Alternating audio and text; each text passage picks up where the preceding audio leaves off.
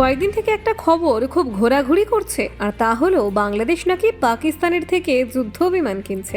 কিন্তু পাকিস্তানের থেকে কি ধরনের যুদ্ধ বিমান কিনছে বাংলাদেশ? পাকিস্তানের কোন যুদ্ধ বিমানটি সবচেয়ে পছন্দের বাংলাদেশের? পাকিস্তানেরই যুদ্ধ বিমান কেনা নিয়ে ঠিক কি বলছে ভারত? আকাশে নতুন বন্ধুত্ব শুরু হয়েছে। পাকিস্তান থেকে বাংলাদেশে আসছে শক্তিশালী যুদ্ধ বিমান। ঢাকা ইসলামাবাদ মিলিত প্রতিরক্ষা পরিকল্পনা ভারতের জন্য আদতে কতটা ভয়ানক দেখুন। বাংলাদেশ এবং পাকিস্তানের সম্পর্কে সাম্প্রতিক উন্নয়ন দক্ষিণ এশিয়ার রাজনৈতিক ও সামরিক মঞ্চে নতুন দৃষ্টিভঙ্গি উপস্থাপন করেছে।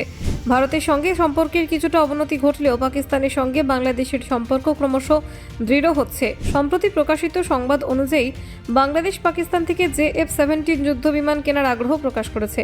বাংলাদেশের সংবাদ মাধ্যমের রিপোর্টে বলা হয়েছে, পাকিস্তান ইতিমধ্যেই সম্ভাব্য JF-17 যুদ্ধ বিমান বিক্রয় এবং অন্যান্য প্রতিরক্ষা চুক্তি নিয়ে আলোচনা নিশ্চিত করেছে। পাকিস্তানি সামরিক বাহিনীর পক্ষ থেকে বলা হয়েছে যে দুই দেশের বিমান বাহিনীর প্রধানরা একাধিক সম্ভাব্য চুক্তি নিয়ে আলোচনা করেছেন। এর মধ্যে প্রধান বিষয় ছিল ঢাকাকে JF-17 যুদ্ধ বিমান সরবরাহ করা। উভয় দেশের সম্পর্কের উন্নতি স্পষ্টভাবে দেখা যাচ্ছে। 10 বছরের বিরতির পর বাংলাদেশ এবং পাকিস্তানের মধ্যে সরাসরি বিমান চলাচল পুনরায় শুরু হতে যাচ্ছে। বাংলাদেশ এয়ারলাইন্স 29 জানুয়ারি ঢাকা ও করাচির মধ্যে ফ্লাইট পুনরায় চালু করবে, যা বাণিজ্য, পর্যটন এবং দ্বিপাক্ষিক সম্পর্ক আরও দৃঢ় করবে। পাকিস্তানি সেনাবাহিনী সূত্রে জানা গেছে, ইসলামাবাদের অনুষ্ঠিত আলোচনায় দুই দেশের বিমান বাহিনীর প্রধানরা JF-17 জেট কেনা এবং দীর্ঘমেয়াদী প্রশিক্ষণ ও সহযোগিতা ইকোসিস্টেম স্থাপনের বিষয়ে বিস্তারিত আলোচনা করেছেন। JF-17 জেটটি পাকিস্তান এবং চীনের যৌথ প্রকল্প, যা বহুমুখী যুদ্ধ ক্ষমতা প্রদান করতে সক্ষম। বাংলাদেশ বিমান বাহিনীর প্রধান হাসান মাহমুদ খান বৈঠকে প্রকাশ করেছেন যে পাকিস্তান বিমান বাহিনীর অভিজ্ঞতা এবং তাদের সফল যুদ্ধ রেকর্ড থেকে শিক্ষা নেওয়ার আগ্রহ রয়েছে।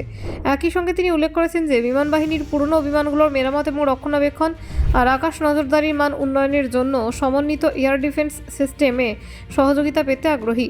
বৈঠকের সময় পাকিস্তান বিমান বাহিনী জোর দিয়েছে কার্যকর সহযোগিতা জোরদার এবং প্রাতিষ্ঠানিক সময়ের গুরুত্বের ওপর, বিশেষভাবে প্রশিক্ষণ, সক্ষমতা বৃদ্ধি এবং মহাকাশ খাতে গুরুত্বপূর্ণ পদক্ষেপ নেওয়ার পরিকল্পনা আলোচিত হয়েছে। বাংলাদেশের প্রতিনিধি দল পাকিস্তানের বিভিন্ন গুরুত্বপূর্ণ সামরিক কাঠামো পরিদর্শন করেছে, যার মধ্যে রয়েছে national ISR integrated air operations centre, Pakistan air force cyber command এবং national aerospace science and technology park.